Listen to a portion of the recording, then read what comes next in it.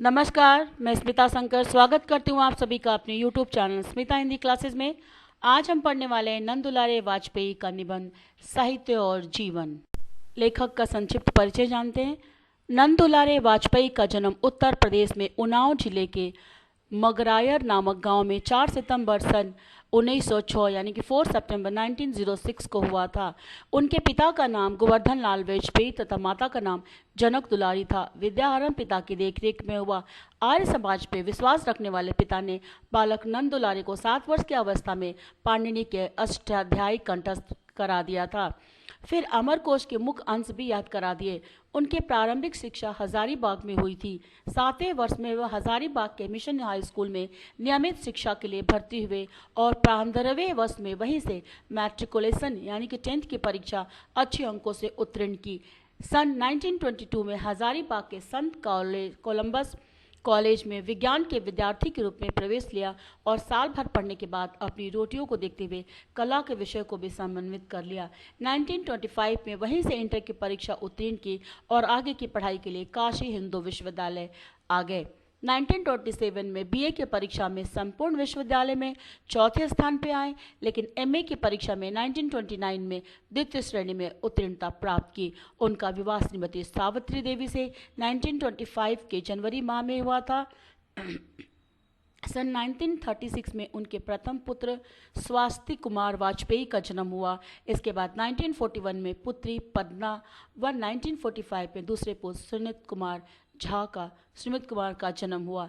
1930 से 32 में 2 वर्षों के कुछ अधिक समय तक भारत के संपादक रहे। इसके बाद लगभग 4 वर्षों तक उन्होंने काशी नगरणी प्रचारणी सभा में सूर सागर का तथा बाद में गीता प्रेस गोरखपुर में रामचरितमानस का संपादन किया। वाजपेयी जी जुलाई 1941 से फरवरी 1947 तक काशी हिंदू विश्वविद्यालय के हिंदी विभाग में प्राध्यापक रहे तथा मार्च 1947 से सितंबर 1965 तक सागर विश्वविद्यालय के हिंदी विभाग के अध्यक्ष रहे। 1 अक्टूबर 1965 से वे विक्रम विश्वविद्यालय उज्जैन के उपकुलपति नियुक्त हुए और 21 अगस्त 1967 को उज्जैन में हिंदी के इस वरिष्ठ आलोचक का हृदयाघात के कारण यानी हार्ट अटैक के कारण निधन हो गया। पाठ का सारांश कुछ इस प्रकार है। साहित्य और जीवन के घने संबंध की जरूरत और उसके प्रभाव पर चर्चा करते हुए यह लेख बताता है कि आजकल साहित्य को राजनीतिक प्रोपेगेंडा के साधन के रूप में देखने का प्रचलन बहुत बढ़ता जा रहा है, जो कि अनुचित है। साहित्य का उद्देश्य जीवन की क्षणिक वास्तविकताओं और आदर्शों को प्रस्तुत करना है, न कि केवल तात्कालिक राष्ट्रीय आवश्यकताओं की पूर्ति करना। लेख में इस बात पर जोर दिया गया है कि साहित्यकारों के व्यक्तिगत जीवन की जानकारी से उनकी रचनाओं को समझने की प्रवृत्ति भी आलोचना के दायरे में आती है। यह प्रवृत्ति साहित्य की स्वाभाविकता और उसकी गहराई को प्रभावित करती है। साहित्यकारों को स्वतंत्र रूप से सोचने और अपनी अनूठी दृष्टि अनुभव को प्रस्तुत करने की स्वतंत्रता मिलनी चाहिए। साहित्य जीवन के स्थायी और व्यापक अर्थों को प्रकट करता है। जीवन की जटिलताओं और उसकी सीमाओं से परे जाकर साहित्य एक व्यापक दृष्टिकोण प्रस्तुत करता है जो मानव के व्यापक आदर्शों की स्थापना करता है। महाकवि रविंद्रनाथ ठाकुर के उदाहरण से यह स्पष्ट किया जाता है कि साहित्यकारों के योगदान को केवल राजनीतिक गतिविधियों के आधार पर नहीं आंका जाना चाहिए, बल्कि उनकी साहित्यिक उपलब्धियों और व्यापक दृष्टिकोण को समझना चाहिए। साहित्य की अतिशयोक्ति और कल्पनाएं जीवन के रूखे और कठोर यथार्थ को सुंदर और प्रेरणादायक बनाती हैं। साहित्य में केवल जीवन की घटनाएं ही नहीं, बल्कि उन कामनाओं और आशाओं का भी समावेश होता है जो अनंत जीवन में कभी पूरी नहीं हो सकती।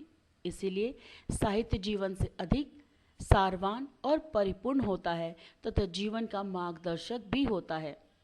निष्कर्ष: साहित्य और जीवन के बीच घनिष्ठ संबंध की आवश्यकता पर जोर देते हुए यह लेख स्पष्ट करता है कि साहित्य को केवल राजनीतिक या सामाजिक प्रोपेगेंडा के साधन के रूप में देखना सरासर अनुचित है।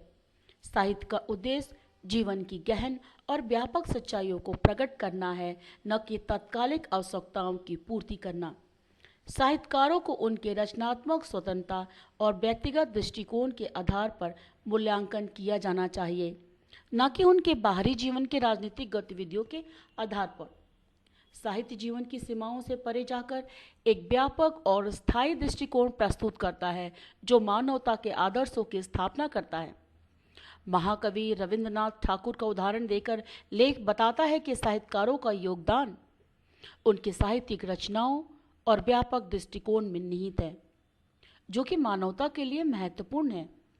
साहित्यिक जीवन को सुंदर और प्रेरणादायक बनाता है और उसकी अतिशयोक्ति जीवन की कठोर वास्तविकताओं को सहज और मनोहर बना देती है। अंततः साहित्य जीवन से अधिक सारवान और परिपूर्ण है तथा जीवन का मार्गदर्शक भी होता है। साहित्य की यही विशेषता उसे जीवन से अलग और विशिष्ट बनाती है, जिससे कि साहित्य और जीवन के बीच का संबंध और भी ज़्यादा महत्वपूर्ण हो जाता है। एक अंक के प्रश्न उत्तर देखते हैं। साहित्य और जीवन का घनिष्ठ संबंध क्यों महत्वपूर्ण है? क्योंकि यह जीवन की गहराई और सच्चाइयों को उजागर करता है। साहित्य को राजनीतिक प्रोपेगेंडा का साधन बनाने के क्या परिणाम हो सकते हैं? स्वतंत्रता और मौलिकता पर असर पड़ता है। साहित्यकार के व्यक्तिगत जीवन को जानने से क्या लाभ होता है? उनकी रचनाओं और उनके मानसिक विकास को समझने में मदद मिलती है। रविन्द्रनाथ ठाकुर का योगदान क्या था? उन्होंने स्वदेश प्रेम को वैश्विक आदर्श में बदलने का कार्य किया। साहित्य और जीवन में क्या अंतर है? साहित्य जीवन की स्थूल वास्तविकताओं को सुंदर और प्रेरणादायक रूप में प्रस्तुत करता है। साहित्यकारों को कौन से अधिकार मिलने चाहिए? स्वतंत्रता का अधिकार। साहित्य और जीवन का सही संबंध क्या है? व्यापक और स्थायी दृष्टिकोण जो जीवन की अनंत कामनाओं और आशाओं को व्यक्त करता है। साहित्य और जीवन के संबंध में आलोचकों की क्या राय है? व्यक्तिगत जीवन को जानने का महत्वपूर्ण मानते हैं, लेकिन यह साहित्य के वास्तविक मूल को समझने में बाधा भी बन सकता है। क्या साहित्यकार का सैनिक होना जरूरी है? नहीं। साहित्यकार का सैनिक होना उसके साहित्यिक मूल को प्रभावित नहीं करता है। साहित्यकार का उद्देश्य क्या होना चाहिए? साहित्य का उद्देश्य जीवन की वास्तविकताओं और आदर्शों को सुंदर रूप में प्रस्तुत करना है।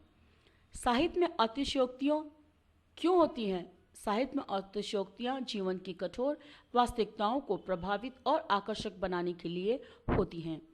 साहित्यकार के लिए सामाजिक और राजनीतिक तटस्थता का क्या महत्व है? सामाजिक और राजनीतिक तटस्थता साहित्यकार को अपने विचार और रचनाओं को स्वतंत्रता प्रदान करती है। साहित्य और जीवन के संबंध में रविन्द्रनाथ ठाकुर की क्या भूमिका रही है?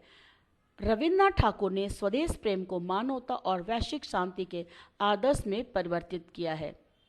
क्या साहित्य का समाज पर क्या प्रभाव होता है? साहित्य समाज को न केवल प्रभावित करता है बल्कि उसे नया दृष्टिकोण और समझ भी प्रदान करता है।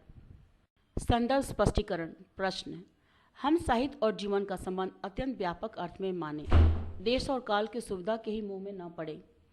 संदर्भ: हमारे पाठ्यपुस्तक श्रेष्ठ निबंध के साहित्य और जीवन से लिया गया है, जिसके लेखक नंद दुलारे वाजपेयी जी हैं।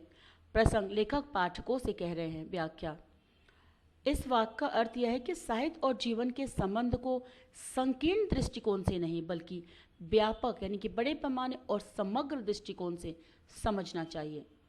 हमें केवल तात्कालिक आवश्यकताओं या परिस्थितियों के प्रभाव में आकर साहित्य का मूल्यांकन नहीं करना चाहिए। साहित्य जीवन की गहन और शाश्वत सच्चाइयों, आदर्शों और अनुभवों को प्रतिनिधित्व करता है जो किसी एक समय स्थान तक सीमित नहीं होते। इसीलिए साहित्य और जीवन का संबंध स्थापित करते समय हमें व्यापक दृष्टिकोण अपनाना चाहिए, जिससे हम जीवन की अनंत संभावनाओं और विविधताओं को भी शामिल करें।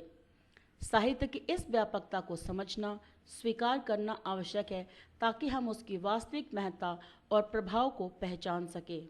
टिप्पणी लिखें। साहित्य और जीवन। साहित्य और जीवन के घनिष्ठ संबंध की जरूरत और उसके प्रभाव पर चर्चा करते हुए यह लेखक बताता है कि आजकल साहित्य को राजनीतिक प्रोपेगेंडा के साधन के रूप में देखने का प्रचलन बहुत बढ़ रहा है, जो कि सरासर अनुचित है।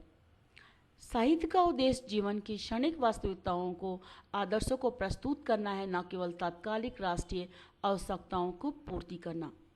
इस लेख में इस बात पर जोर दिया गया है कि साहित्यकारों के व्यक्तिगत जीवन की जानकारी से उनकी रचनाओं को समझने की प्रवृत्ति आलोचना के दायरे में आती है। यह प्रवृत्ति साहित्य की स्वाभाविकता और उसकी गहराई को प्रभावित कर सकती है। साहित्यकारों को स्वतंत्र रूप में सोचने और अपनी अनूठी दृष्टि और अनुभव को प्रस्तुत करने की स्वतंत्रता तो मिलनी ही चाहिए। साहित्य जीवन के स्थायी और व्यापक अर्थों को प्रकट करता है और जीवन की जटिलताओं और उसके सीमाओं से परे जाकर साहित्य एक व्यापक दृष्टिकोण प्रस्तुत करता है जो मानव के व्यापक आदर्शों की स्थापना करता है।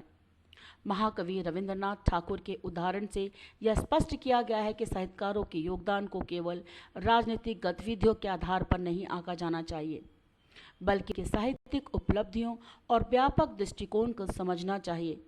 साहित्य की अतिशयोक्तियाँ और कल्पनाएं जीवन के रूखे और कठोर यथार्थ को सुंदर और प्रेरणादायक बनाती हैं। साहित्य में केवल जीवन की घटनाएं ही नहीं, बल्कि उन कामनाओं और आशाओं का भी समावेश होता है जो अनंत जीवन में भी पूरी नहीं हो सकती। इसीलिए साहित्य जीवन से अधिक सारवान और परिपूर्ण होता है तथा जीवन का मार्गदर्शक भी होता है। तो छात्रों, इस तरह साहित्य और जीवन का ये वीडियो यहीं पर पाठ समाप्त होता है। उम्मीद करती हूँ कि आपके एग्ज़ाम के लिए आपको हेल्प होगा। और एक और वीडियो रह गया है, एक लेसन, जो मैं बहुत जल्द अपलोड करूँगी। और वीडियो को सब्सक्राइब, लाइक, कमेंट और दोस्तों के साथ शेयर करना ना भूलें। वीडियो देखने के लिए धन्यवाद और इसी तरह मेरे चैनल पर बने रहें। 4th सेमेस्टर का भी जो भी पाठ है, मैं यहाँ पर उस वीडियो को डालने वाली हूँ, तो आप मेरे चैनल पर बने रहें।